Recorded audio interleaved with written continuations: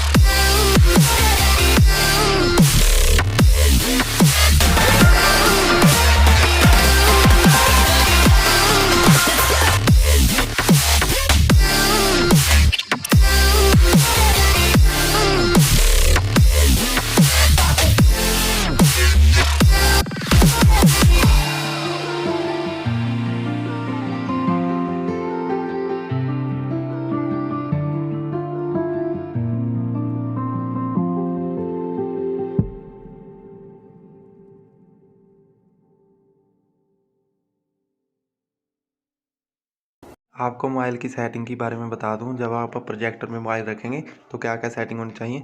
आपका जो है ब्राइटनेस फुल होना चाहिए स्क्रीन का। और MX प्लेयर में वीडियो प्ले करेंगे, जब हम कोई भी मूवी प्ले करेंगे ना, उसमें जैसे कि ये है, आप इसका स्क्रीन रोटेशन बंद कर दीजिए, ऑफ़ कर दीजिए, स्क्रीन रोटेशन ऑफ कर दीजिए।